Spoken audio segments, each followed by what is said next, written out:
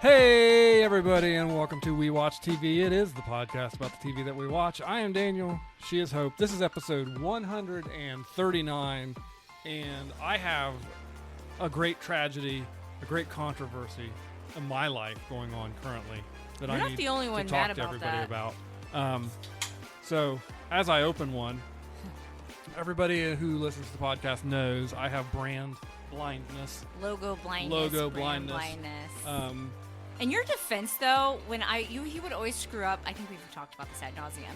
He would always screw up getting me the proper. I would just need regular Cool Whip for a peanut butter pie that I make almost every Thanksgiving, and sometimes I'd come home with like reduced sugar or no sugar or low fat, and I'm like, no, it's got to be regular full fat.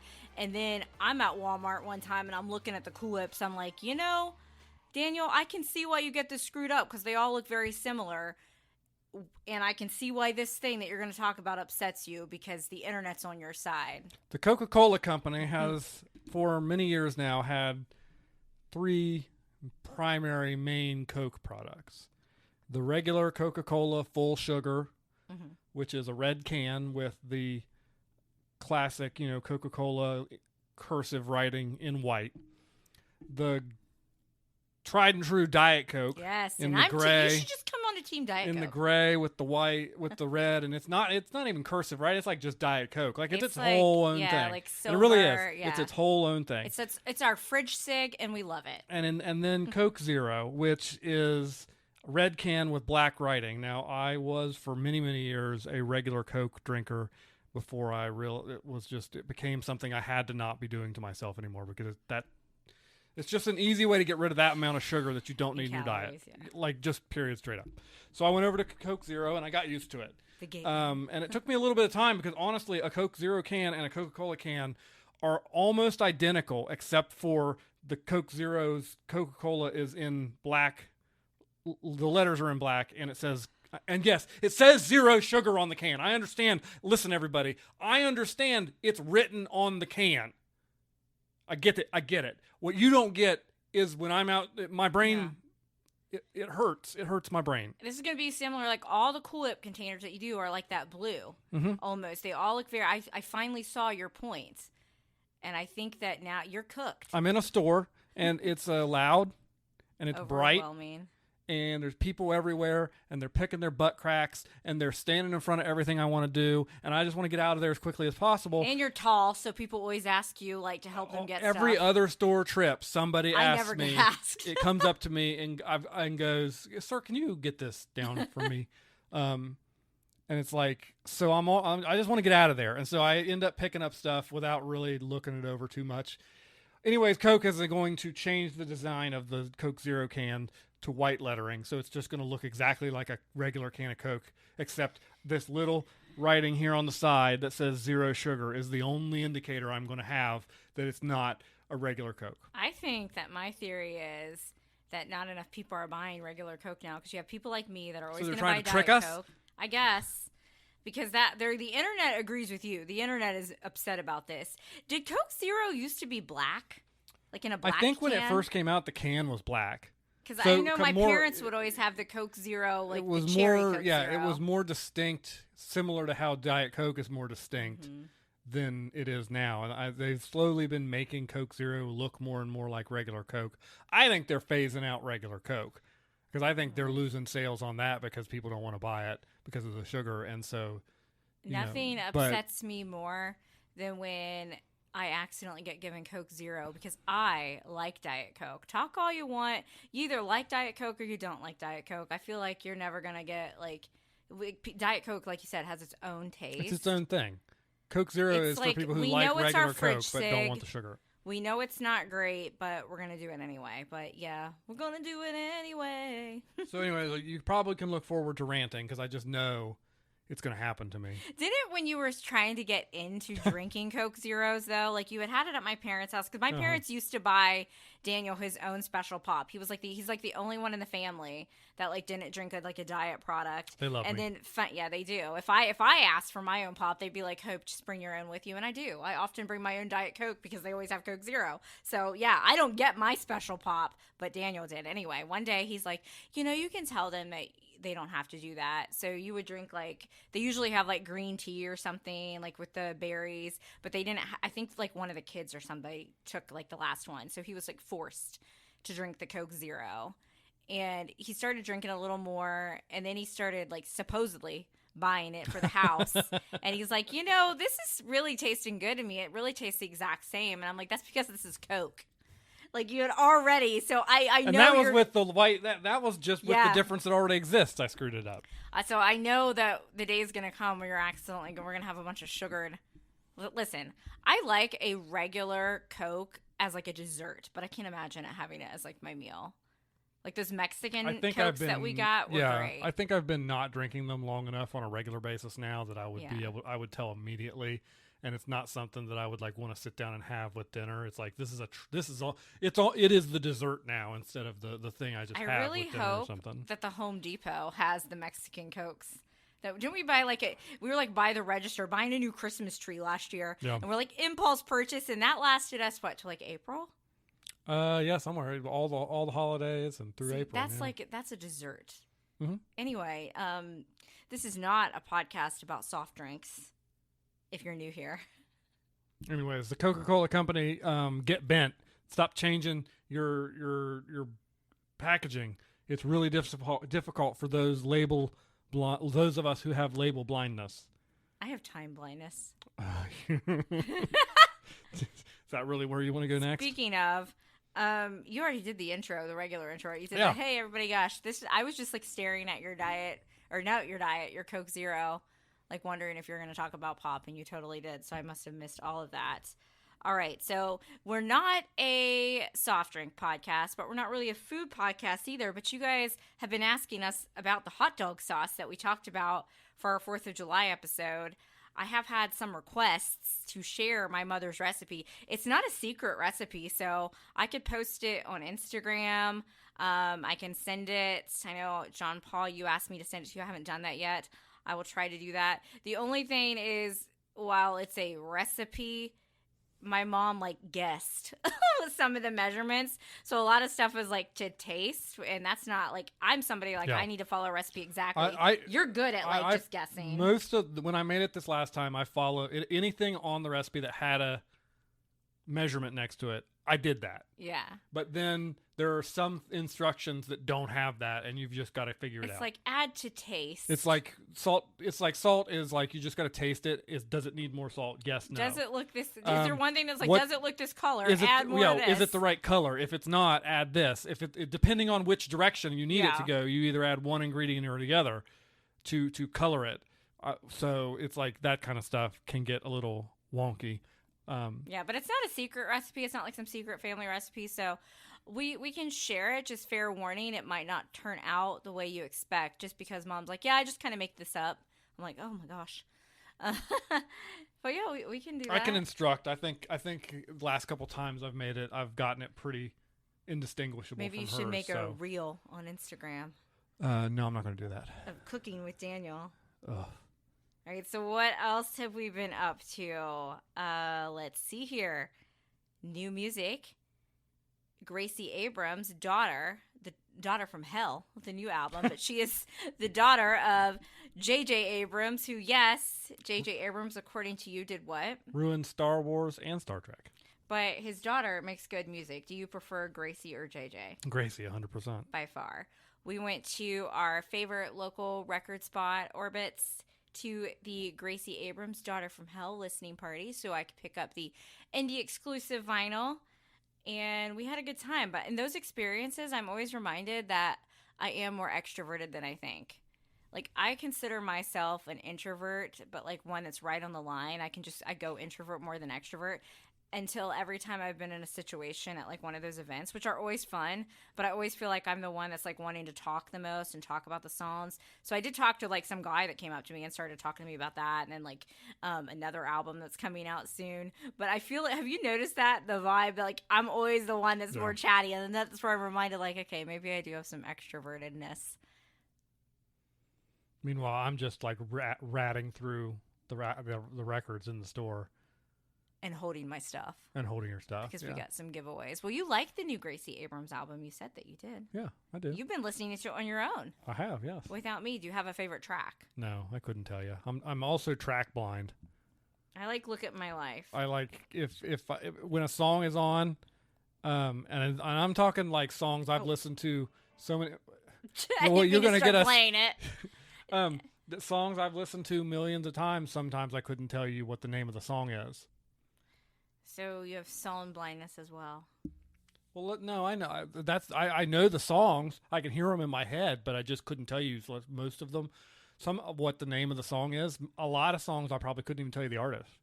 I love the album title track, "Daughter from Hell."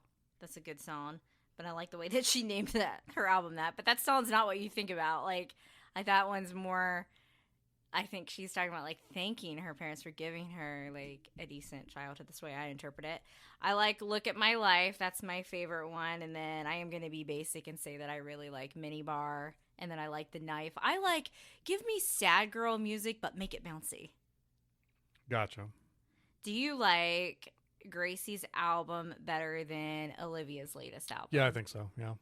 I think so too. I like some of Olivia's stuff, and I really like a couple of the tracks from her new album, but this album is probably my favorite one that's come out this year, even against Noah's. But basically this year, let's not give the day a chance. Let's start off with some sad music. Sad, but make it bouncy. It's been a rough one if you're listening to the music this year. There's not been a lot of, at least nothing I've listened to. Ariana's album, Petal, comes out. We've only heard the one track so far. That comes out on Friday. We're calling it the Petal, I remember what TikTok was calling it, but it's the same, basically, like Spider-Man's coming out, so we're getting the Petal Spider-Man Day. And both of these, that movie and that album, could both break us as well. We don't know. What else did we do over that weekend? Got some good local food. Yeah, I went to pick up some bar pizza. A big soft pretzel. Yum. I love a nice soft pretzel. Would you prefer a soft pretzel for bar food or like mozzarella sticks? I know we didn't get mozzarella sticks there, but I always think about that episode of 30 Rock where the guy wants to buy Liz Lemon a drink and she's like, do you think he could send me mozzarella sticks instead? And I'm like, same, girl, same. I think I'm a mozzarella stick person. I know. Really? I know. I don't know why. I can't tell you in this moment. But I'm sitting here right now, and if you said, give me, if you're gonna put a pretzel in front of me or a mozzarella stick, I think I'm gonna take the mozzarella stick. I want both. Give me both. You can't just say both. That's not the game. You gotta pick one. See, mine would depend on where the mozzarella sticks are from, and probably the pretzel where it's from too. I'm very specific about what I like. I think if you walk into any random bar in the country, the chances that the mozzarella stick is consistently better than the pretzel is higher. Yeah. Because mozzarella sticks, for better and for worse, can very easily just be in a freezer bag, thrown into the fryer or thrown into the oven and warmed up, versus soft pretzels are a little bit more involved. Yeah, I agree. I really, really want some of the mozzarella sticks from Chili's now. Those are so good. Best I could do is B-dubs tonight. But we already have a meal. We have leftovers tonight. That's true. That are planned because a show that we're going to talk about has made me just want all Italian food all the time now. Any other life updates? How is physical therapy going? That's fine. For those of you that are just tuning in and have missed some episodes, Daniel pulled his hamstring, not working out. It's different from the time he fell down the stairs. It was my hamstring. I tore my hamstring. You tore your hamstring by lifting boxes. I was actually sitting them down. I already had lifted them. Very specific. Yeah. But how's it going? It's fine. I can't even feel it right now. Did you get to run today? I got last 2 times I got to run on the treadmill and done some lifting with it. So I can when I'm doing something balance wise, I can still tell there's some weakness there, but I can't feel any. I'm not feeling any pain anymore. Well, that's good. Now you're just going to have brain pain when you try to find your Coke Zeros. Do they have a launch date for this? They're getting a lot of pushback from socials. Listen. I've had brain pain all my life when it comes to stuff like that. I've learned to deal with it. But you've been when I'm not like able to do the like physically walk around and do things, that's what affects me, because you can tell, like, especially a couple of the times after physical therapy, like my back was hurting because of some of the exercises, and that puts me in a real funk real fast. Oh, in a real bad mood. You're real pleasant to be around. In other exciting news, we've had appointments, went to the dermatologist. Everybody get your skin checked. It's very important, especially if you are a millennial and grew up going to the tanning bed. Why did they let us do that? I don't know. I feel like they shouldn't exist. What about you? Seems like a bad time. Seems like a bad time. Just don't do it. Especially in our era of spray tan and self tanners, or just be pale. Embrace the pale. I used to feel like I always had to have like a tan. Like, so I remember how I would use my self tanner all the time, and like the sheets would just get so like stained.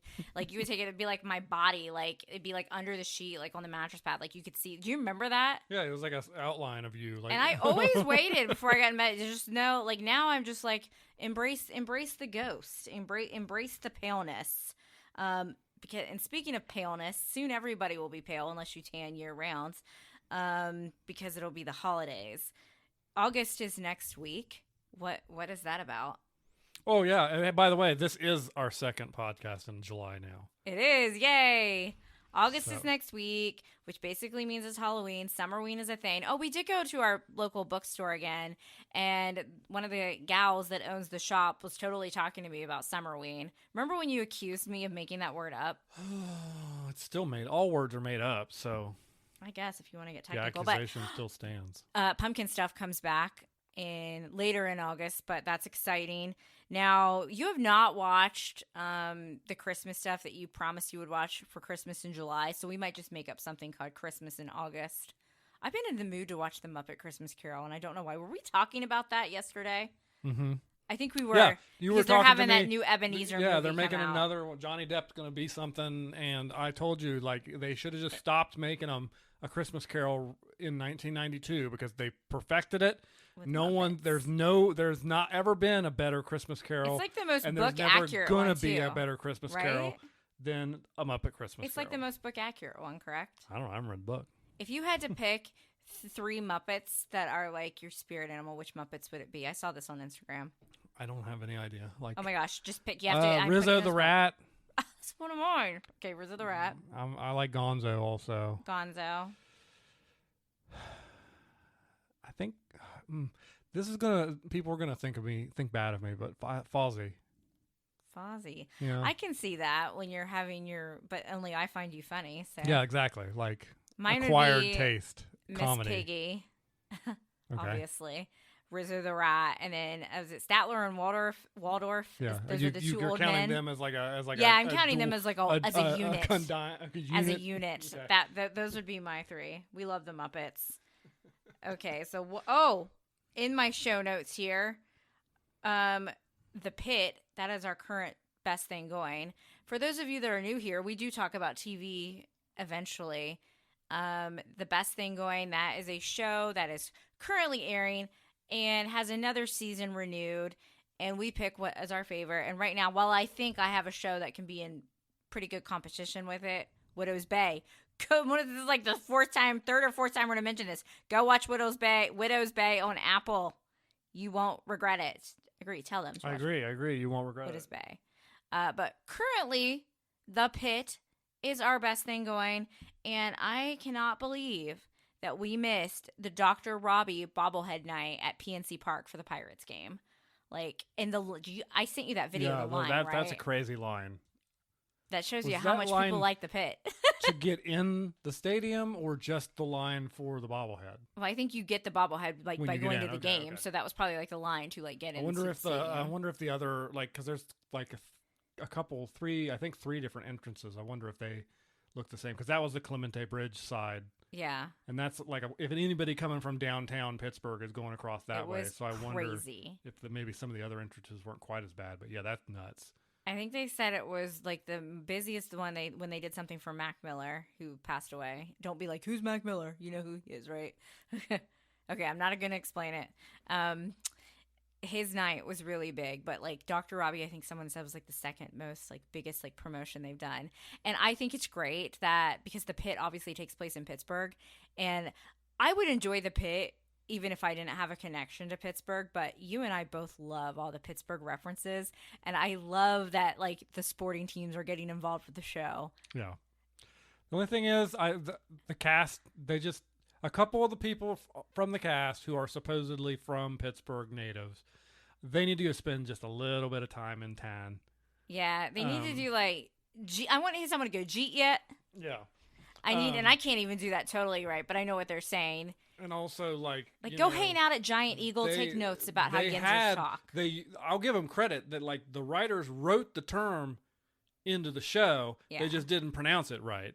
Well, Nurse Dana, I think, is supposed to be the Pittsburgh one, but, like, her accent is a little less Yinzer. Yeah. And more, like, I don't know what you would call. Someone said she sounds like she's from Philly. I don't really know what Philly people sound like, but... she said I jack need to hear off. Somebody say whoosh. She said jack off, and it should have been jag off. Yeah. Yeah, that was the sin. I need to hear whoosh, like Mount Washington. Like I need to hear that. Did you hear Giant Eagle's being bought? I just said go hang out at Giant Eagle, so it's being bought? It's being bought out by Kroger's. That is an end of an era. Isn't Kroger's like technically headquartered in Cincinnati? I have no idea. That's some shots fired, if so. I do like Kroger, though. I mean, when we have... What Anything's did you better call than Piggly Wiggly. The Fallout? It's a fallout shelter at It this reminds me of the grocery store from Home Alone. And I've been going there a little more lately just because I really don't want to go to Walmart at all. Like, if I can all avoid it. And it sucks. But it's just... you pick up on stuff when you go to places more often. But at least you're not as busy. You know how some of these places play music? Some stores. Oh yeah, I love that they're playing like our music now in grocery stores. So at the Piggly Wiggly that I frequent, instead of music, there's supposed to be music, but instead it's just. So it does sound like something like an abandoned grocery store from Fallout. Yeah, it's just a tone where some wire somewhere is messed up or something's wrong, and it's just doing that. And as you walk by the speakers, it gets louder, and it's like a white noise thing that it's zeroes my brain out. It's not as bad when you were at the ER for your hamstring and we were in the triage area and like their machine clearly needed batteries or something. I was like, "Are you dying? Why is this?" Do you remember? It was like I wasn't hooked up to anything, but it was just like beeping constantly, and I was like, "Okay." And they just made us sit with the beep until we got moved to. They were like, "Pick a chair." I still can't. Chair 1, chair 2. And then, no, I don't think we shared this when we talked about that ER visit.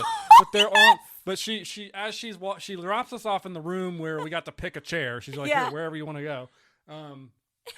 And she goes, the little the call button. And by the way, she says this to the guy who is there because his hamstring is all busted up and he's not walking very well. Maybe she knew because I was there. And she goes, "Hey, the call button ain't working, so like if you need anything, just like come up to the door and holler." Maybe it's because I was there. I don't know. Anyway, back to the pit. If they ever did like the night shift edition and like Dr. Abbott got one, we'd have to make the trip.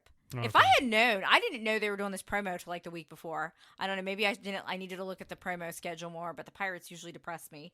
So I don't always exactly pay attention to every single thing they're doing. But I'm like, I would have maybe made a trip for that. What about you? Yeah, I think if we had a proper planning, we would have tried to go. That would have been great. Anyway, it is a hike to get up to Pittsburgh for us, so. Yeah, but we love it. So we had a listener question for you and Daniel for the podcast. I think John Paul submitted this. What TV family most resembles your own family growing up, and what family would you want to have grown up with? It's like, what one represents what you actually grew up with, and what would you want instead? I think is basically what he's asking. You go first. Oh, why do you make me go first? Because I'm making you go first. My answer to this is complicated, and I think I probably, because you asked me this a couple days ago. I know. I was trying to prep you. And I think I'm sticking with my first answer, but I think I have to blend it because, I think I got to go with the middle. But I also have to go a little bit step by step. And also, there's not really... Wait. And there's also not necessarily representation for, like, in sitcoms. There's not really representation for just single parent. Because like I guess there's widowers with Full House and stuff. Yeah, but there's always people around. Like there's people around. Like that's so like during the week I was at mom's. Yeah. With mom, and then I would go to see dad on the weekends, but it wasn't like. How is that step by step though? Because step by step is the blended there, but they're all together. You were never with like your step brothers or stepsisters. I know, but I had a stepmother or two. She did never you never lived together as like kids. Like yeah, I know that. That's why I said it's like Carol. Talk about a horny show. By the way, I've gone back and rewatched some Step by Step episodes. Carol and Frank all the time, and I'm like, how this? That was not the angle I was going. That was not the angle I was going at. By the way, sorry. What a great. But the middle, I think, is more representative. I like for better or for worse, you've been plenty of episodes of the middle where they're like their dinner is like everybody go to their different fast food place, or like the episode where Axel's like shoe was coming off and he like super glued it, and I'm like, you used to do that in college. Yeah. I'd watch you. Like, no, I'm not an back. Axel. No, but yeah, I could do that. So I feel like you're more like Mike Heck, the dad from the middle. Who All am I like from the now? middle? What's your show? Who am I like from the middle? More like. Probably Axel Frankie. Yeah. I like Sue, but you always tell me I'm not Sue. You're not. Am I Lexi? Sue who Probably. married Axel? Yes. Okay. Actually, if it can be somebody other than the Lexi's main family nerdy too, but not totally like the same as Sue. What's yours that you think is similar to your home life? Because I haven't even thought about the other question yet. And see, in my situation is a little different because like I had my brother and sister, but they're older than me, and they're my half brother and sister, so they weren't always living with us 100%. So sometimes that's something that's not as represented either as much. But like I feel like I'd be more like Step by Step than you, even they're not my step siblings though. Step siblings are different because those kids went to school together on Step by. Listen, you shouldn't have. There's plenty of other shows I feel like we could think about for yours. Step by Step is one of my favorite shows from TGIF. I could do a Step by Step podcast. Let's see here. I think they have one of those, and it's done by the people that were actually actors on the show. They do. And so I think that hole has been filled. With Keenan and Lakin. Okay, Daniel. I'm just saying I could join them. I listened to that podcast. Have I made you listen? I have. Yes, you have. When we would drive, we would each listen to a podcast. Sometimes that's one of them I would listen to. So so back to me. Which one was mine most? Like, my parents really give Red Foreman and Kitty Foreman energy, including how they were like, with a lot of my friends when they would come hang out at my house, like mom would always like be bringing snacks. My dad is very blunt, like Red Foreman. You've met them. Like my mom is very much like Kitty. My dad is very much like Red. I wouldn't say I was treated like Eric though. Maybe sometimes, but not really. I was probably treated more like Lori, but I'm not like her in not personality. What were you? I guess, personality. I don't think I'm like Lori. Okay, now which one? I was going to say, please don't. Which one do you want to be? But wait, no. Would you agree with me though that so maybe I know obviously I'm not in the 70s, but like my or I shouldn't say their names. My parents, if you know them, they remind me most of Red and Kitty. I can see that. I think your dad's a little nicer than Red Foreman, but. To you? No, I'm just kidding. But yeah, I would say like I wasn't treated like Eric though. I was treated more like Lori. Like my dad was nicer to me. So that like the way they acted and the way like my friends would remind me of it. I'm trying to think of another one that's more like traditional though, like from these eras. Maybe like Home Improvement a little bit. I could see, like, not from, my dad's not Tim the Toolman Taylor, but just in terms of, I feel like Home Improvement, they were pretty normal for the most part. They had their shenanigans. So it's probably, I would say, would be mine. Now, the second part. What do you mean? You didn't spend an entire summer without a bathroom? Only when I went to visit you. And okay, one college. That was when we were already dating, obviously. I'm going to visit Daniel, and they're deciding to work on your bathrooms, right? Yeah. And so your mom set up a shower outside, like a camping shower thing. It was in a tent. Can I get to the part that horrified me to my core? She was like, now you can pee in this, and it's like this little like porta potty thing. Porta potty for the camper, yeah. She's like, but if you have to number 2, you're gonna have to drive down to the McDonald's. I'm like, What? It's a wonder that I stuck around. I think because I did have more of the traditional, like, not that you were parented bad or anything, but because I probably was a little spoiled. Let's call it what it is. Sure. Would you say I'm spoiled? I can say that, yes. I had, like, the finer things in life. So I think, like a toilet. In a bathroom. I feel like I saw your family as, like, whimsical. A touch of whimsy. So let me ask you a question. 20 years later, is there still whimsy there, or is that worn off? It's probably worn off a little bit. Like, we always had the opposite thing. You liked going to my house because we would eat it. Like, we would still watch TV, but we would, like, eat at the table and stuff. And I was like, oh, you guys get to eat on the couch at your house. Like, you couldn't spill in my house. You had that little. We could eat downstairs. You had that little board that you would eat on at Mom's. I know, it was that Dad had, great. like, you practiced routing on. And that's. These are things that only, like, if your sister's listening, she's going to be like, yeah. Okay, so which one would I most... you haven't answered that, right? I haven't answered that one yet, but which one would you, like, want to be a part of if you could choose? I'm not going to go with Full House, even though they're all great parents, because that means you would have, like, a dead parent, and I wouldn't have liked that. But I think Danny Tanner is one of the greatest TV dads. So I'm going to go with who I think is another great TV dad and a pretty good TV mom. I'm going to go with the Dumfies. So I'm going to go with the Dunphy family on Modern Family. And I really love, like, the dynamic of all the families on Modern Family. They're not, like, sickeningly sweet, always nice to each other, but they're there for each other. And you can tell that there's closeness there with all of them. And I think, like I said, I think Phil and Claire are pretty solid for TV parents. They're not over the top, over strict. So, and I really like the vibe of Modern Family. We just gotta love Modern Family. So I'm gonna go with Modern Family for my answer. I probably would go that route too. However, just for the spice of life and things, I have recently watched several episodes of. But you're saying you? Oh my gosh! Come on. Are you saying what I think you're saying? I have recently watched several episodes of The Adventures of Pete and Pete. Oh, and I thought you were going to say Malcolm in the Middle. No. Like, you want that? I've recently watched several episodes of the classic Pete and Pete, and that would be a fun one too. Does it hold up? I think so. I think it's pretty good. I think you should try it. I think you should watch a couple. I think it's fun. They got into a lot of good shenanigans, but the parents are cool. And it's that like metal plate making her cool.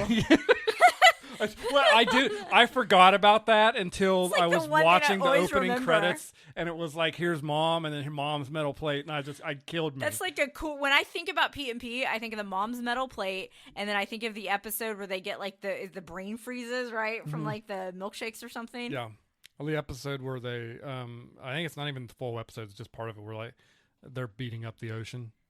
What did we discover? Artie, the strongest man alive, has been in a lot of stuff. Yes.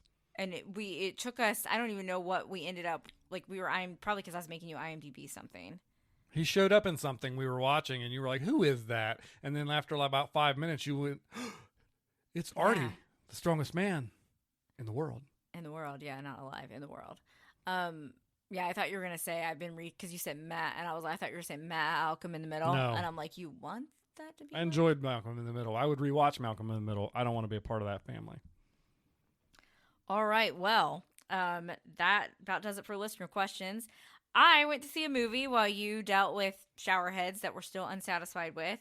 I saw another edition with my nephew, my movie buddy, which excuses you from seeing movies that you don't care too much to see. I do not see. I've been asked about The Odyssey, by the way.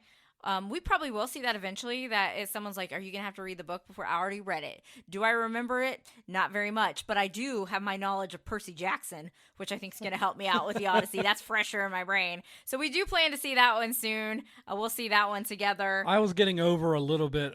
So I didn't initially push to watch The Odyssey because I was getting over a little bit of the jealousy because I don't have access to going to see an actual 70 millimeter IMAX. I feel like you are on recording from our previous episode being like, and I don't care about The Odyssey. And then I wasn't that excited about it. And then you start caring a little more. You start hearing. Then it's been like 2 weeks of complaints about IMAX not having one. And you're saying that Columbus which would be the nearest IMAX, isn't a real IMAX. Correct. In your opinion. That's correct. No, it's not my opinion. It's fact. Then why do they call it IMAX? I don't know. I don't know. But it's like not IMAX a true IMAX. Well, we might just have to see it at We're just going to have to see it West in our Virginia true theater. podunk small screen. Like peasants. That's all right. But I saw the Moana live action movie with my nephew. And it was good. It's the people that there needs to be a difference between bad and didn't need to be made. A lot of times people complain about live actions when Disney changes a lot or makes, like, if they didn't like the cast or something. This movie was almost frame for frame of the 2016 original. Like, I had to ask my friend, shout out to Kaylin, I had to ask her, because her kids make her watch Moana ad nauseum, like over and over and over again. I haven't seen the original Moana in forever. So I was like, hey, it felt like the exact same movie to me. I'm like, was there anything like different that I'm forgetting about? And like, there's a couple of jokes, including one that The Rock's character Maui made that I felt like Gavin and I were the only, because it was mostly like people with like kids, obviously, of course, because, Moana. And we were like, laughed. It was like, this is joke about like son of a beach, and I have a maturity of like a 6-year-old, so although the 6-year-olds in the theater clearly didn't catch that joke.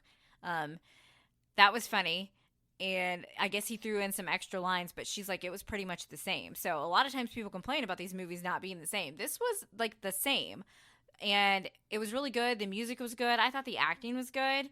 It took a little, like, I thought the girl that they had play Moana did a great job. They were originally going to have the girl that voiced Moana do it, and she turned it down and decided to be a producer on the movie because she wanted to give other people of that ethnicity, she's like, kind of a chance to shine. She's like, there's not a lot of us out here. I listened to this whole interview with her afterwards. I thought it was an age thing, that she was a little bit too old to play Moana, but she said that they offered and she signed on to help work with the movie, but she wanted to have like, another person of her ethnicity a chance to shine. I thought that was a really great story, and I'm sure it was really great for her to be involved. So like the music was good. I mean, the music, you remember the music because you saw the 2016 one with me in theaters, so you remember. Did we go in theaters to see that? Yeah, we absolutely did. Oh, okay. We saw it in theaters. I feel like we went to it that was back when 10 years ago, we could still handle late showings instead of matinees. And we were like the only people in our theater, like, because we went to like a 10 p.m. showing or something. I know you remember the music because our 10K that we did for this past Princess weekend was Moana themed, and we heard the Moana music like the entire time. Yeah. At Epcot. So you remember. So do you like the Moana music? Yeah, it's fine. It's, oh my gosh. It's better than fine, Daniel. Okay. Is it better than fine? Yes. What's your favorite Disney soundtrack? I don't know. You have to. I'm asking you a question. You have to. I'm answer. up at Christmas Carol. Okay, no traditional core Disney. I'm gonna sit here and wait till you say something. You're getting on my last nerve. We're both. It's either The Lion King or Aladdin. Okay, way to pick my favorites, but okay. Anyway, Moana music is really good. Lin-Manuel Miranda, like, obviously he's gonna pump out good music. So yeah, it was good. Like, it was fun. I enjoyed it. We had so much fun. Did it need to be made? No. No. I think that's the problem, and I think that's why it's not doing the numbers at the box office, because the movie's only 10 years old, the OG, and they just had the sequel come out in 2024. Yeah. So people kind of have that, like, a lot of times these remakes, they bring in the money because of the nostalgia factor, like Stitch. That Stitch was like 20-some years old when we went to see that one, and also my nephew and I went to that, I can tell you that there were way more like adults like my age in Stitch than there were kids. There were a couple little kids, but it was mostly grown-ups. Toy Story 5, I think, is appealing to all. It's like killing it at the box office right now. But we went like, I think like opening day, and I can tell you again, it was opening day in the middle of the day. I had off work that day, so it was like a Friday. It wasn't on the weekend. I thought there'd be more kids, more people my age, which I know Toy Story is not a remake, but it is a sequel, and that just, the nostalgia factor that's going to bring in people. When they brought out like Aladdin, Beauty and the Beast, Cinderella, all those movies had been out for a while. A lot of kids that were like young when Moana came out, they might not be into seeing like a kids movie right now. You know how some kids are too cool for school. So I think that's why it's just not like doing as well as they thought, because it wasn't needed to be made. But it's not bad. I keep seeing people like, this was bad. I'm like, you are confusing bad with needed to be made. We had a great time. I was like, I need something Moana themed. Finally got to wear my 10K shirt. We never wear our Run Disney shirts anymore. Hardly ever. No. And I was like, I can finally wear this shirt. So I was like, I have something Moana themed. So that was really fun. But yeah, it's a good movie. If you have kids and you need to go take them to see something, or you're just, a Disney adult and you like Moana, go see it. It's as Daniel says, it's fine. I think it was better than fine, but I'm sure it will be on Disney Plus to stream in no time at all. I think they said something like, another like stat I read was that the OG Moana is like one of the top streamed movies on Disney Plus. So like people are already watching Moana. This didn't need to be made, but it is good. And a lot of people said that they thought The Rock looked weird with the long hair. I must be weird because I thought he looked hot with the long hair, whatever they're going on. But what I think hot is going to come into play here in a little bit. And maybe I'm just weird and have issues in general. But we had a great time. My nephew and I, we do our popcorn for lunch. I took him to a Crumble Cookies opened in my hometown, and I think it's only been open for a week, and it shows because like everybody was there. It was the place to be.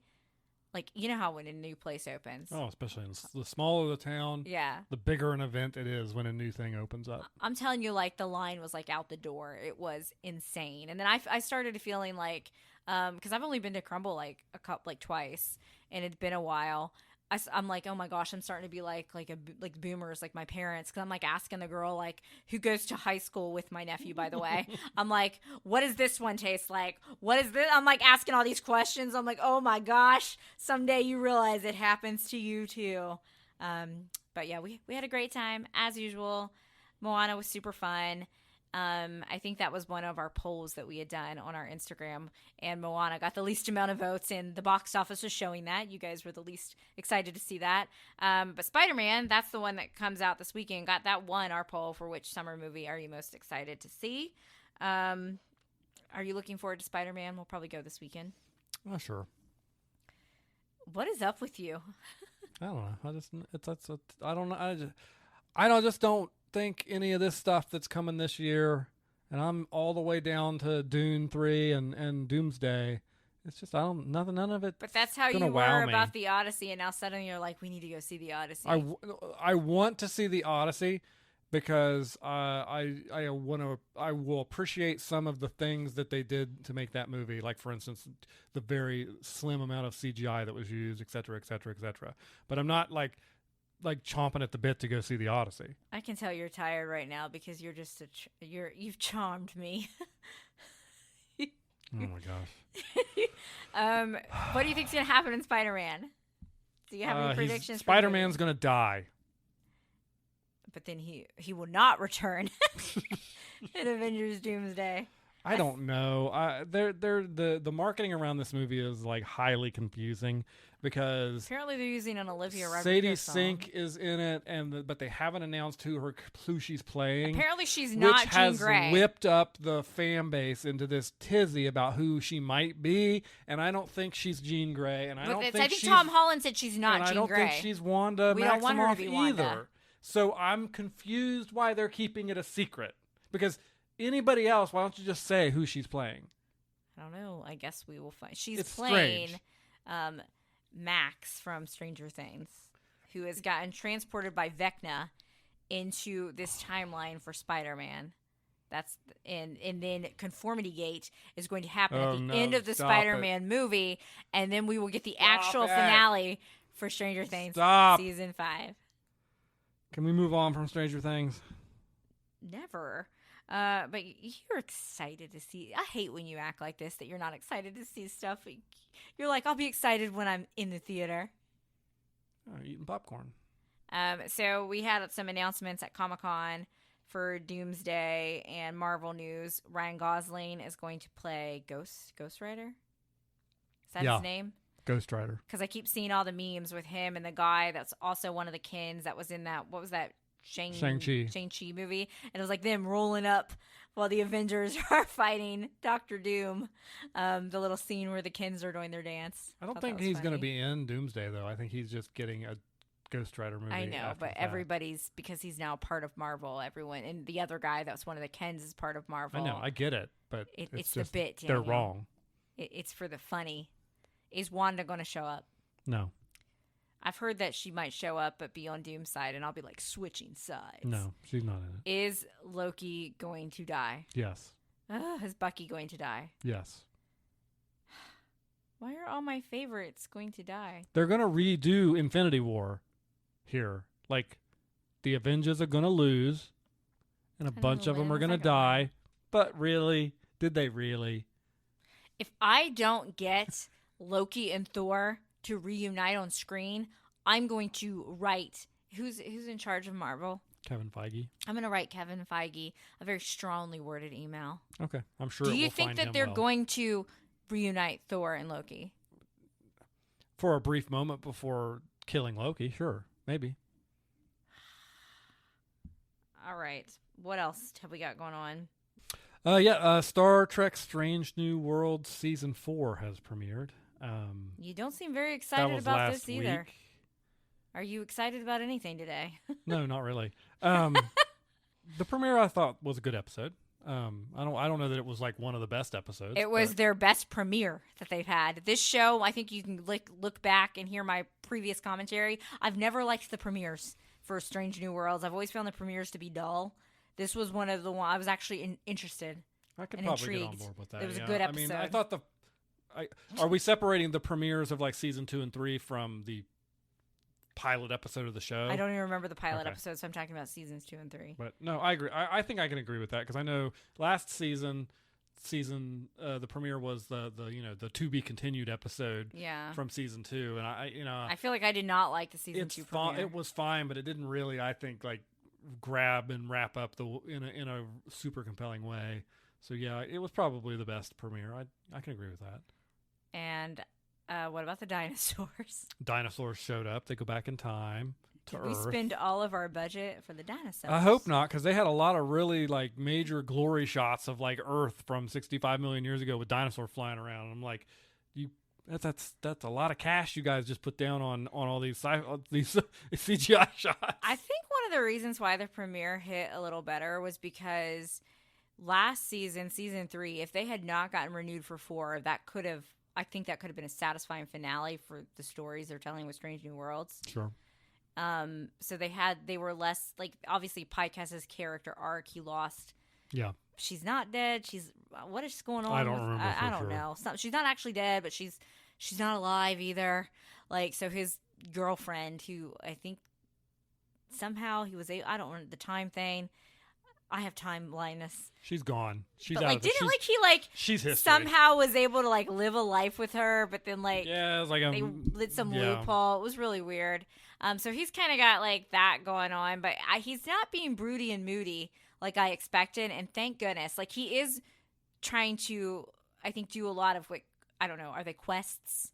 Missions to kind of fill the time to not think about it. But I still think it's not impacting at this juncture. It could. Yeah. I don't think it's impacting his leadership. Captain Kirk, Paul Wesley, was not in this episode, but he's not in all the episodes. No. But he did promote it on the Call Her Daddy podcast. I listened to that. I let you listen to the Star Trek parts. Paul Wesley, best known as Stefan Salvatore from The Vampire Diaries, but also playing Captain Kirk. I sent you some of those clips of that, and I think that we're going to get this season, hopefully, if you're going to keep Captain Kirk coming in and out, I want to see, this will be my wish list, and I'll let you say your wish list since you like the show more than me. My wish list for this season are as follows. I want to see that Kirk and Spock friendship grow. I would love it if we could have an episode where I get a Kirk and Spock kind of mess around, because we've seen it. They've met each other. There's the mutual respect, but I'm not sure I would call them friends or boyfriends at this point, at this juncture, like they are. And then I don't know what we're doing with this Spock and what's her name? Leon. Like, why are they still a thing? I don't know. If smart writing would be that something's going to go south with that, and that's why Spock leans less into his human sides at the beginning of what we would know as like the regular Star Trek. And then her character, her like what's the guy's name? Khan. Her like genetic makeup of Khan. They finally have referenced that again. I've always wondered about her character because she plays such a major role in the show. Yeah. Last season she was a little like shot happy, like overreacting. Not overreacting. Would it be overreacting? Not thinking. Like, in that Gorn episode, like that painted her in a pretty trigger happy. Yeah, trigger happy. Yeah. Like, that was like something like, if that's what they're doing, and that's going to call back to that, then they are working on something. Putting that through line well. I would love it if she thinks that she could end up being evil, but she's ultimately not. But I am going to need an explanation when this show ultimately ends, which I know season 5 is going to be the end of like why I never see her character in the future. So I think my main wish for this season is that I think we need it. I want to see it. And I think Paul and Ethan Peck, who plays Spock, have been doing they've done at least a couple, I think, interviews together. I saw one where they were talking about their friendship. I don't think it's the next the episode we've got this week, but I'm pretty sure from the descriptions that have been released on IMDb that there is at least one episode there Kirk and Spock are going to be together, like you said, in a mess around. Good. All right. So this is your kind of one of your favorite shows. You're the Star Trek person, even though you don't seem very excited right now because you need caffeine.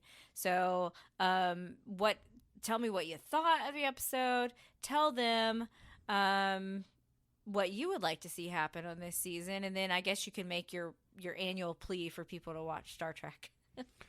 I thought, the episode was good. I think what I would like to see, the 10th episode seems like it's going to be a big bridge to get to starting into really like getting into the original series stuff. And certainly, obviously, season 5, which is a shortened season, I think they said 6 episodes, is going to go that way too.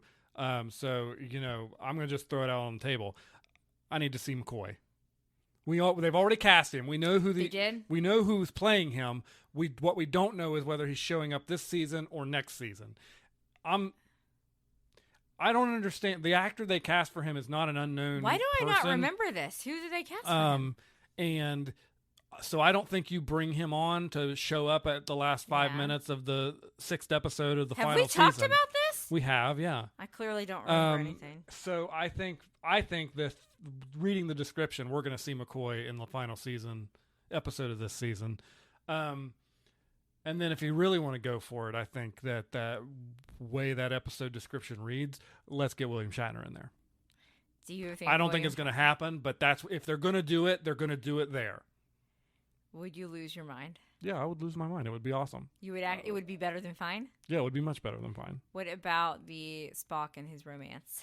I don't care about that stuff. They need to but I agree with you. If they're going to bring Spock along to where we find him at the beginning of the original series, which is, like you said, much more Vulcan, much less human, they should be using these relationships to lean into that. But are they going to do it? I don't know. I'm not even a Star Trek person, allegedly.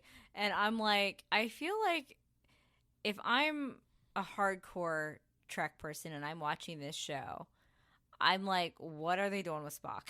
Because I do have to agree with some of the negative people. Like, I feel like Spock's main storyline has been his love life for since season 1. We had all the stuff with Chapel. Now we have this. We had stuff with like his Vulcan like fiance who we meet in the original series. And I just feel like that's like, I know Ethan Peck's attractive. I know, like, I feel like that. Like, am I making sense right now? And I'm not even somebody that like I like the romance stuff usually, and I liked him and Chapel stuff. But I just feel like that has been his primary storyline, and I would like it to actually come together and be like, this is why we were making Spock, like, Yeah. They have the primary, listen, like, they ladies' have plenty man. of opportunities over this season and the shortened next season to do that. I just right now I don't know if that's where the direction they're going to go or not. All right. Your annual plea to get people to watch Star Trek: Strange New Worlds. Or watch any Star Trek. Just watch Star Trek. If you want to know where to start, just talk to me on social medias. I'll ask you a couple questions and get a good idea. Usually I would be recommending Strange New Worlds as a good starting off point for somebody who's never watched Star Trek ever in their life. I had a listener ask me about that. However, yeah. I have a couple recommendations depending on like what kind of TV you like to watch. Because if you're somebody who, like my wife here, enjoys a little bit of campiness, enjoys a little bit of that kind of stuff, you get that from Strange New you Worlds. might start in a different spot than Strange New Worlds. But if you're just a person who's just been watching modern TV over the last 10 to 15 years, you've really not been exposed to much 90s or 80s stuff, you probably start with Strange New Worlds. But there's a world in which I start somebody off with The Next Generation, and there's a world in which I start somebody off with the original series. This person is a Paul Wesley fan. So but then you probably start with Strange New Worlds. Vampire Diaries. Oh, you know what I noticed though? And I need them to stop. They kept saying strange. They kept like referencing like we're going to Strange New Worlds. I don't remember them doing that. This on is the first seasons. time they've done it. But they did it like 2 or 3 times in the episode. I'm like, okay, we get it. Una, she's got a promotion. Is she gonna be like? I have no idea. That she's not admiral though, right? No. Commander. So what is the hierarchy? Is it captain, commander? What is it? I think commander's under captain in Star Trek. Okay, so it's like commander, or it's like admiral, captain, commander. So what is Kirk's current role? Because is he a captain, but he's just not a captain of the Enterprise yet? A lieutenant commander. He's not a commander yet. Commander is under captain. That's what I said. Okay. I asked if he was captain. He is not a captain yet. No. Or maybe he became one. I don't know exactly. Isn't he like a captain of like another ship? I thought he was the number 1 of another ship right now, which is technically it's okay, listen. Like the co-captain? Don't come to the Star Trek wanting and looking at these ranks and thinking that they mean anything. So he's currently number 1, which by the way is an informal title. That is not an actual rank somebody holds. Isn't that what like Picard just always calls Riker number 1? Yes. So number 1 is second in command of the ship, and I believe that is commander. I thought Una was number 1. She is, so which confuses me as to why she's now been promoted to commander. That's why I was asking. Because I thought, wouldn't she have already had to be that? I don't know the question to that, but I'm going to go another direction. No one on the original series, which Strange New Worlds is taking place beforehand, was number 1 or ever referred to as number 1. That was a Next Generation thing. And Spock was the number 1 of the Enterprise under Kirk. So I don't know what they're doing. And you shouldn't be looking to, this is not like, if you're somebody who's like, I'm here for strict military regimented like organizational structure, you're barking up the wrong tree when it comes to Star Trek. So we don't have that, but there's literal a language that someone built, like Klingon. Yeah. Of these Star Trek. But, to be fair, the fans did that, and then later Star Trek said, okay, we'll use that. All right. Anything else you want to say about Star Trek? Well, speaking of old show, I know Star Trek Strange New Worlds isn't old, but Star Trek is an old franchise. Speaking of old shows, we finally exhausted all the TV options. We exhausted everything. Star Trek is a weekly release. We have a little bit of a waiting period before August starts dropping some stuff. And I had seen a lot of memes about how Tony Soprano is basically like a perimenopausal woman. And I'd seen all these TikToks. And it was enough to finally get me to be like, maybe I'll try to watch The Sopranos. Now, is it The Sopranos or The Sopranos? Because I feel like they say it like 3 different times in the show. Sometimes they're like, Tony Soprano. And I'm like, I thought it was The Sopranos, but then I'll see, like, I hear a character pronounce his name like 3 different ways. So, is it Sopranos? You're not saying it wrong no matter which way you're saying it. So we started watching that, and I wasn't sure I'd like it. Have you had seen like 2 episodes? Like 2 or 3 episodes, yeah. Not a lot. My only knowledge of the show is I know like what the last scene is, but I don't have any context to it because it was one of those pop culture moments that everybody talked about when that show ended. The show premiered in 1999, so we were like probably younger than like or around the age of AJ. Yeah. AJ Soprano, Tony's son. So yeah, I didn't have HBO growing up. Like I said, my first time watching Sex in the City, I watched it on like TBS, so I got like none of Samantha's scenes at all. And then I finally got HBO, and then I like ended up, I think what we did was I ended up like buying the season, like the DVDs, and I would just like watch Sex in the City that way. And I'm like, wow, I'm missing a lot. So I never like, so it was an 8 of not having the network, just being younger, never watched it. Someone was like, I told you needed to watch that. Like I would tell you everything. Well, I have to come to it on my own.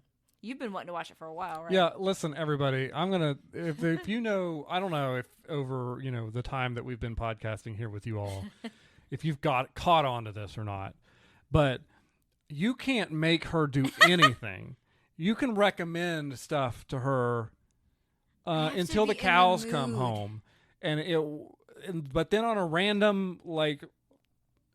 random Saturday in the middle of July, suddenly I'll be like, we should watch The Sopranos. And you're like, okay. And then you just turn it on and watch 5 episodes out of nowhere. Well, we finished season 1. We are 1 episode away from finishing season 2. And I am obsessed. If it keeps up, I know sometimes shows fall off. I've heard the show peaks in 3 and 4, but that it does stay consistently good. So it's not like a Walking Dead situation where, remember how good The Walking Dead was and then it really fell off? It's not, or like Game of Thrones or something. It's not like that type of situation. Everyone says it stays good, but I've heard that those two, and I'm excited because, well, I guarantee you we'll watch season 3 tonight after we finish season 2. I'm obsessed. It's one of the, I like characters. I like well-written characters. I like character dynamics. This show, I always thought it was going to be more about like criminal like activity, even though I knew like the therapist angle. I thought that was interesting, but I'm like, I just don't know if it's my thing. I don't like violence. But this show is so good. So what do you think of it so far? I love it. Yeah, it's really good. The writing is really well done.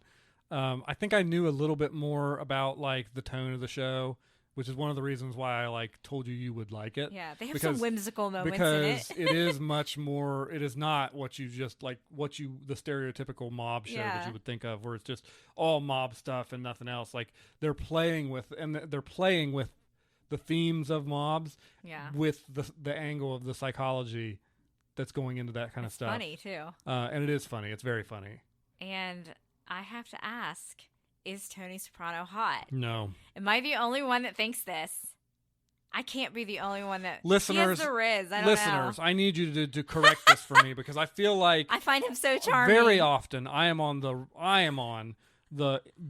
non-populous end of so many of the conversations that we have here, and so many of the things that we want to point out. And I just feel like I'm not. I feel like I'm not there on this one. You don't think he has an adorable smile? Ladies, gentlemen, please hit us up. Let us know how incorrect is Hope about this. Didn't you Google and one of the things come up was like, is Tony Soprano hot or something? Was the first thing when I typed in Tony Soprano. So clearly other people have my issues. Maybe I need to go see, what is her name, Dr. Malfi. She's not doing well in season 2. No. My girl, Tony's stressing her out. Okay. I love Tony. He's gonna have to do something like truly vile to make me not like this character and make me not like this person. Let's see here. He is hot. I don't know. There's like a Riz to him. I can't describe it to you. I don't know if when he's in with his bathrobe open, eating meat, cold cuts out of the fridge, talking like this, staring forlornly at his swimming pool. I don't know when he's like, what draws me to him, but he's got the Riz. The only thing I don't like that he cheats on his wife all the time, except for I was low-key. I wouldn't have hated it if he had hooked up with the therapist. I don't think they're going there. I wouldn't have. And then at one point where he gets like in her face and I was like, oh, that was hot. And Daniel's like, please book your therapy session, Hope. This is not good. I don't know. He's a product of his environment. There's a difference between people that join it, like not growing up in it, and whereas Tony, that's like all he knows. Obviously, can I just say I didn't think anyone was going to top Stephen DeMarco from Tell Me Lies for biggest villain, but what's her name? Livia Soprano, his mother. Talk about mother of the frickin' year. Oh my gosh, what do you think of her character? She is awful. I mean, she's a great, compelling character, but yeah, she's awful. You read that list about like worst mothers. I'm like, okay, Cersei Lannister from Game of Thrones was a bad character, like a bad person, but she was a good mother. I think she loved her kids. I can't say the same for this broad, but like that scene, the season 1 finale where you realize that like she definitely was like pulling the strings, getting Uncle Junior involved and stuff, and she's like laughing under the oxygen mask at Tony. Cinema. But anyway, back to Tony. So I probably feel sorry for him from that angle. He tries to be a good dad, and he's a good friend until you cross him. But like he'll have your back and like be loyal to you to a fault. He's funny. He's adorable. And then what did I do? I compared him to. I was like, he kind of sometimes reminds me of like George Costanza. And you're like, you're not helping your case here, Hope. No, if you're telling me you are also attracted to George Costanza, then yeah, you're really not helping your case here. So I love Tony. I like Paulie, and is it Sylvie, the other guy, the one that I think was so. Bada bing. Season 2, we got to meet one of Tony's sisters. Can't stand her, but I didn't see the end of Janice coming. I don't know. I wonder if she shows up again in a future season. I don't know. That was wild. I like the therapist angle. The therapist, she's going through it in season 2, though. Do you like the angle of now the therapist is having to see a therapist because of Tony? Yeah, but I wonder, and I don't know anything, but I wonder like where you keep going. How do you keep this going at this point? I don't know because either. it seems like it's coming to an inflection point, not just from Tony, but from her.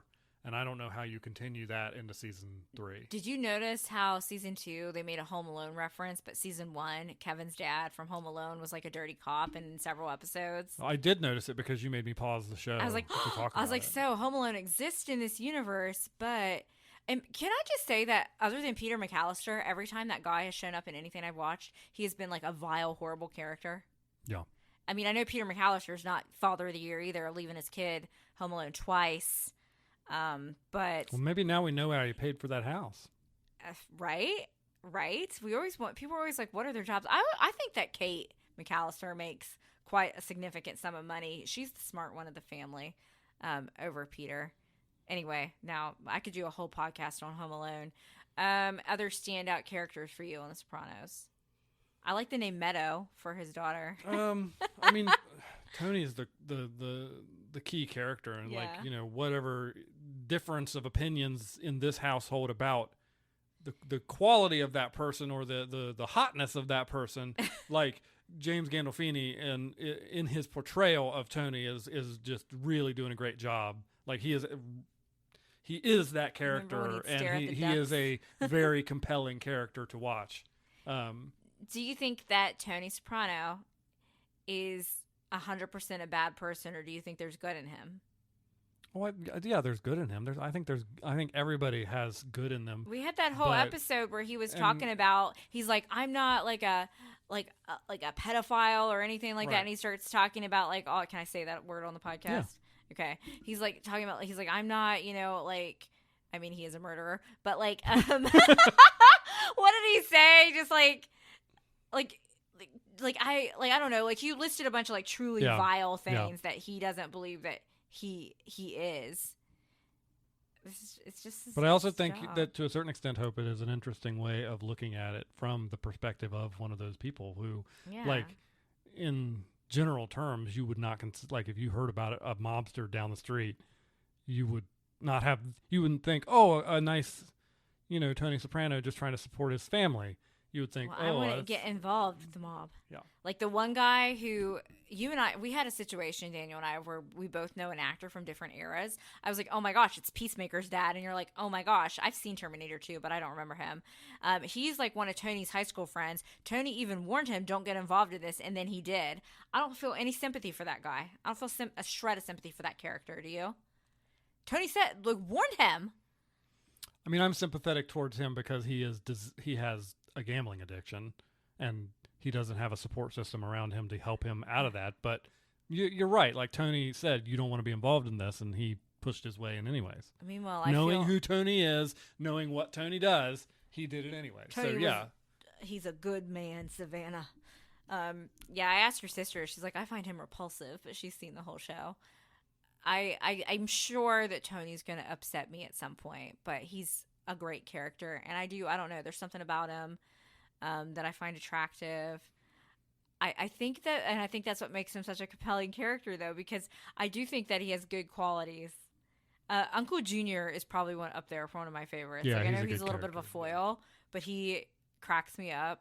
I like his glasses. There was one episode I was like, I like his glasses, and then the character was like, should I get new glasses? I'm like, no, and I don't think he's got new glasses yet. Oh my gosh! By the way, season 2, Richie was kind of like the foil. We know him as Marco from Everybody Loves Raymond, and he was totally on both shows at like the same time. Is he scarier as Richie or scarier as Marco? I think probably Marco. I'm gonna agree There's with more that. mystery because in Sopranos, like, we know what Richie's about, and what he was about. Marco's a mystery. But Marco's kind of a mysterious, and Everybody Loves Raymond. So, well, let's see here. Even though I watched him run some man over with a car and do other terrible things on The Sopranos, on Everybody Loves Raymond, the restaurant was Nemo's, and then suddenly it's Marco's, and they're like, "What happened to Nemo?" And he's like, "He went away." yeah. So I'm gonna go with Marco being scarier. But can I say the name of the Sal? I think is his real name. I'm really interested in the storyline with Big P. I'm just gonna say that. Big Pussy. Yeah. How that's gonna? I think. Yeah. That has to be a big major player. Well, they in started that in season 2. 1. Yeah, even. In season 2 finale. So we'll find out about here. like who was the informant, who was working, and then they said they thought it was the other guy, but clearly that guy must have cut a deal, and it really was. Yeah. I'm not gonna say his name. Big P. Okay. That doesn't sound great. It's either, a proper though. name. You're allowed to say it if it's a proper name. It's not even a curse word. What do you think's gonna happen if Tony truly finds out? I think he's gonna go off the deep end, to be honest with you, but I don't know for sure. The show. My man has never overreacted to anything. Every time I think I know what this show's gonna do, it does something different, which is way better than what I thought it was gonna do. So, like getting rid of Richie. Yeah, I did not see that going down. Exactly, like what they did with Richie. I'm like, Janice. You thought one thing was going to happen, and then they subverted it completely by doing something different, and it was way better that way. Clearly, though, like, I think Janice, his sister, was super manipulative, but I think they showed at the end that she might have some of the same mental illnesses that the mother has, and I think Tony's going to start, because he finds out that the mom's taking, like, Prozac or something. He's like, wait, what is she on? Because that's what he's been taking. So do you think he's going to wonder, like, if he's that way? I don't know. So, yeah, I'm going to really, do we know for sure? I don't know. Does the therapist stay on? No one tell me. I do not because I don't want it spoiled. I don't want a 20-some-year-old show spoiled. I do like when they show, like, Meadows' wardrobe, even though we were, like, AJ's age, probably around, maybe a little younger than AJ, I can't remember. But, like, she'll be wearing her hair with, like, the butterfly clips, and I'm like, that's exactly how I used to wear my hair. And then at one point, they're, like, singing a song, like, her and a friend, like, I used to sing that song. And, like, some of her outfits are outfits that I had, so I enjoy the walk through, memory lane of time. It's funny how when you watch a show like Sopranos that is truly a time capsule of the time that it was made in, and then you watch a show made today that's trying to be that show, and that's one of your biggest annoyances. How different they are, because you can never go back again. You hate when shows like lean way too hard into like because they always lean way too hard into it. They go too far. They want to be like, oh, haha, remember this? And I think that's why I like the set, because it's authentically of that 1999 and like season 2 is 2000, that time period. Like I said, I love seeing like the butterfly clips. I love seeing like I don't know, was that weird headband. AJ's plan was in season 1 playing Nintendo 64. Yeah. And here in season 2, now I've seen him with a Dreamcast, and that's exactly. Like, if you're a kid and you have the money, which clearly his parents do, to buy you that stuff in that time of period, that's the kind of stuff that you would be doing. And instead of it being this random game, like you'll see this on movies, TV all the time with games. They'll have a non-brand specific controller in their hand. They won't ever show you what's on TV. And it's like, okay, and then nobody plays games like that. But like they were clearly playing those video games, like Mario. They're playing Mario Kart in season 1. I like the storylines of the kids. Like, I know they don't take over, but I feel like, do we think they're going to be, like, more involved at some point, the kids? I've seen a clip where he's like, I don't like my son. Like, that was one of the things that hasn't happened yet in the show that I'm watching. Right now, AJ seems like a very sweet boy for the most part. Meadow, she's got an edge to her. I feel like she could like take over the family business more than Tony. Does Or Meadow more than do you think AJ, we get not Tony. less of Meadow next season, considering no she will idea. be in college and It we seemed don't like- know where, because she got into NYU I and know. to It Berkeley. seemed like Carmela like was trying to pull some Yeah. strings to get her. And she, for Stay. most of the series, has been adamant that she wants to go to Berkeley to get away. What do you think of Carmela? Camilla, the way they say it. Tony's wife. She knows, like, I feel more sorry for her if she knows. Like, she knows that he cheats on her. She knows the business, the line of work he's in. She knows a lot about it. Like, she kind of, like, I do feel sorry for her in ways, but not fully, because she didn't know any of this. I did feel sorry for her in the one episode because she had asked him to stop cheating, and then she smelled the perfume. Yeah. And I felt, but now she's like, I'm going to go to Italy. I'm like, good for you. I don't know, because, like, on one hand, like, you're right, she's trapped. Yeah. She can't get out of this. She can't even have a proper affair because they find out she's married to Tony. What are her options? Yeah. You know, like, if she decides to get a divorce. The priest, that was the guy, Frank Gallo from Suits. If she decided to get a divorce and go the legal way you're supposed to do it, like, her income, but not just her income, there could be legal ramifications to that. And her life, Well, he because said of his life. Here's another way that Tony is a good man. He's like, don't make me make you an accessory, Com. Yeah. But at the other side man. of it, so she is trapped, but on the other side of it, like, I bet the money's nice, the house is nice. She knew this going in. Yeah, she did. She knew what this was to some extent, right? I think so, yeah. I don't, because it doesn't. I get the impression they were. I feel like they're high background. school sweethearts. That's like, I get the impression that they've known each other. Well, with for the a ages while. of the characters and the ages of their children, Yeah. like, you know, starting We'll in season see. 1, he's supposed to be 38. I think she's starting to get like fed up with this crap, though. Clearly, like she's not pleased. And I think she's going through it because of like Meadow getting ready to leave. And she's got the Catholic angle as well with the. Not I said divorce, Frank Gallo, the guy that was hung out with Prison Michael in Suits, is the priest. Basically, every episode where they have people in, I'm like the Leo meme, like pointing, because this show is so old, so you're gonna have so many different actors. I noticed Michael B. Jordan showed up as a little kid. I cannot in one believe you episode. pulled that out, because that he was on doesn't screen. even get a speaking he was on line. screen for maybe 3 seconds, and you were like, "I know this kid," and then you looked it up, and it was Michael B. Jordan. So like, I'm constantly having to IMDb stuff. So that's where we're like, that's the guy. I'm like, this priest looks familiar. The food. I think we talked about this at the beginning of the episode. The food makes me just want to eat. Like we've had more Italian in the past like week or so since we've been watching this than what we ever do, because every time they're eating, I didn't think a show with like, you know, murderous activities was going to make me like hungry, but oh my gosh, their food looks so good that they're eating all the time. I've eaten deli meat straight out of the fridge before. I'm not talking about that. I'm talking about all like the pasta dishes, the ziti. I know. Looks very good. So yeah, I have no idea how it's gonna go. Will Tony make me mad? Probably. But do I love him as a character right now? Yes. Do I need to book a therapy session because of the attraction to this character? Probably. Also, so. yes. Maybe. But so let me ask you this question. So we're basically 2 seasons in. We got 1 episode left in season 2, and I know going through life, you've heard a lot about this show. Mm-hmm. Is at this point, is it at or above or below the expectations that people had given you for this?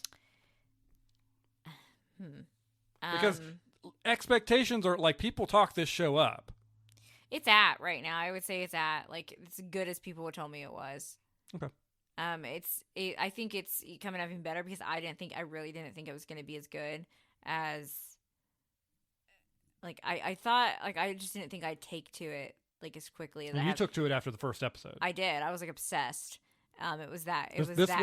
This wasn't a 2 or 3 episodes in and it starts to get you. Yeah. This was like the first episode ended and you were like, we're going. I will say I'm liking it with each season. We get to know a little bit more about his crew. Yeah. Like we've had some more, because they were kind of more background sometimes in season 1, and we've gotten to know them a little bit more. And I'm excited to see like is somebody else gonna like betray me?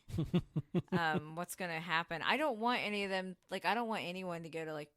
Well, I don't want Tony to like go to prison or anything. I don't think he does, from what I don't know, the little knowledge that I have. So if anybody wants to watch The Sopranos with us, watch it. Start your own. Like this isn't a rewatch for us because we've never seen it. So you wanna talk about it. let us know. I like I said, I don't know. I don't know where we go from here. I think my biggest like intrigue is like how, like you said, how that therapist angle is gonna fit. Yeah. From my understanding, I thought she was kind of a through line throughout the series, but my girl needs some AA. She needs some help right now because she's like taking a shot before she has to talk to Tony. Like she had she had to go on the run. Like he is stressing her out. Yeah. Do you think that she has a crush on him, or do you think she's fascinated by him? At this time, I don't think it's a crush. Me now, either. that could change, but I think right now it's just a fascination. And I think, like she's told her therapist a couple times, Yeah. she feels she's gotten to see the other side of what she thought, what kind of like what you thought you knew what the Sopranos was. And now you're on the other side of it and you realize you didn't know what this was. And now you can't stop. And she, I think, is a similar way. Everybody's got this preconceived notion about what a mob boss is or what a XYZ is. But then you get on the other side of it from the perspective of a therapist and realize everybody is actually a person struggling with their own things. And I think that's what's compelling her to keep going, even though I think that's a compelling part of the show. Everybody is telling her, and she's even telling herself, you should probably not treat this guy anymore. Well, I mean, she had to go on the run at season 1 because he. Yeah. And I think his feelings, like he hasn't really talked about like him having. That hasn't come into play. But like season 1, at one point he was like, "I think I love you" or something, and I think that's because that's the first person, even like more than his own wife, that he's opened up with. Yeah. And I think he has that emotional connection. And I have read that can happen with people and like their therapists and stuff. I think Niles Crane, another fictional therapist, mentioned that on Frasier, an episode. He's like, "Oh, it happens all the time." Interesting. We need to make a note for a future list episode, best TV therapists. So we got a lot now. We got Sopranos, we got Frasier, any of the Frasier characters, Shrinking characters would toss in there. Oh my gosh! So we've got Paul from Shrinking, Gabby from Shrinking, Jimmy from Shrinking. I didn't That's say rank 3. it now. I said no. I want to do it right now. I want to think of how many TV there ones are. Niles, Frasier, so that's 5. Dr. Melfi from Sopranos. Are there any others that I'm missing? I don't know. I think honestly, Niles would probably be a Niles or Frasier type would probably be what I would jive with, or Gabby from Shrinking. If I had to pick the 3 of the Shrinking ones to see, Jimmy would get. I don't think Paul and I would vibe. I'm not so sure that Jimmy. I think Gabby. I would like Gabby's style. I'd want Paul from Shrinking because I would want somebody who would be a little bit more direct. 2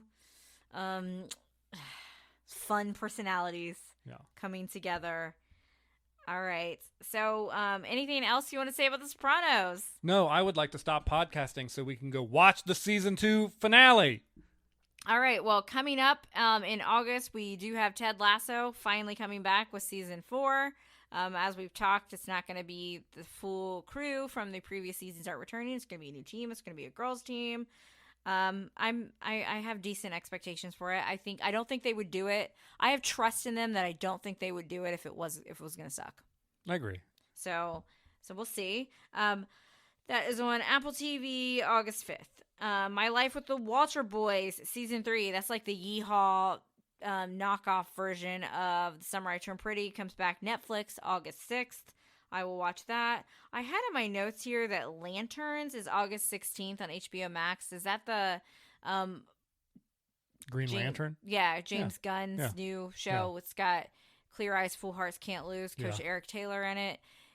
Is Peacemaker? I'm only going to watch this to see if Peacemaker shows up. I have no idea. I haven't heard anything. What is the guy that I like from that's like, let me show you a fact about spiders. What's his character's name? Oh, Peacemaker. Gosh. Oh man, I don't even remember his character. Me either, and I feel so bad that I don't because I love his character, but I'm so tired. Like, do you think anybody from Peacemaker is going to show up? I don't think so. Really? Nope. So should I waste my time and watch the show? The only person I know that's showing up is the other Green Lantern that was in the Superman movie, and I guess he was technically in Peacemaker. Nathan Fillion? Yeah, he's going to be in it because he's a Green Lantern. Okay. But I don't know for how much, so he's going to be in it for a little bit. So you don't think they're going to have any connection to, like, because I always thought that the Peacemaker finale, which was very open and kind of like what happened to John Cena's character Peacemaker, they said like while they're not doing another season of Peacemaker, we would see him again another like, and I thought it was going to be this. I don't know. I've heard nothing. Nothing's been in the trailers.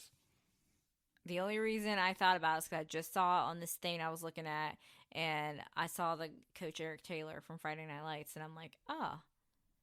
And then we were talking about Michael B. Jordan a second ago because, he was also on Friday Night Lights. And that made me remember about the Lanterns show. Wonderful. All right. Excellent. Thank you, everybody, so much for tuning in. Second podcast episode of the month. I'm very sure of it, as long as I get it out before the end of the month. So, yeah, we'll see you in August.